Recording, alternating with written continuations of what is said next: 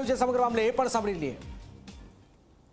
આ ભાજપ વિરુદ્ધનો માહોલ છે ત્યારે એન કેન પ્રકારે તટસ્થ ચૂંટણી ન થાય અને સ્પર્ધા જ ન થાય આવો પ્રયત્ન ભારતીય જનતા પાર્ટી કરશે એની અમને દહેશત હતી.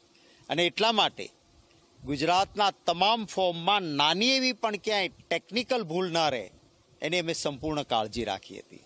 આમ છતાં 14 જગ્યાએ ન ઉઠાવી શકાય એવા વાંધા ઉઠાવ્યા, ક્યાંય માન્ય ન રહ્યું. સુરતમાં અમારો એક પાટીદાર યુવાનની તરફેણમાં માહોલ હતો અને કોંગ્રેસ જીતી જશે એવી પરિસ્થિતિ લાગી, તો ત્યાં આગળ પોલીસના જાપ્તા નીચે જે ટેકેદારોએ સહી કરી હતી એ ટેકેદારો પાસેથી એવી એફિડેવિટ કરાવડાવી કે અમે આમાં સમર્થન આપતી સહી નથી કરી.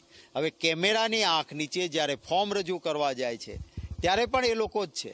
અને એકાદો માણસ આમ તેમ કરે સમજી શકાય, 4 વ્યક્તિ એટલે કે 3 મુખ્ય વ્યક્તિના ફોર્મના અને એક ડમીનો, 4 વ્યક્તિ પોલીસના જાપ્તા નીચેને આવીને આ કરે છે. આ સ્પષ્ટ બતાવે છે કે ભારતીય જનતા પાર્ટીએ લોકશાહીને કલંકિત કરી છે.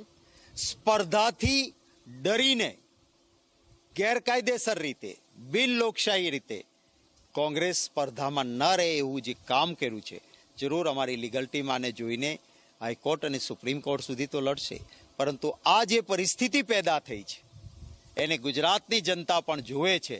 અને હું માનું છું કે ગુજરાતની જનતા ભારતીય જનતા પાર્ટીને આ કારણે વધારે જોરથી નકારશે, એમની વિરુદ્ધ મતદાન કરશે.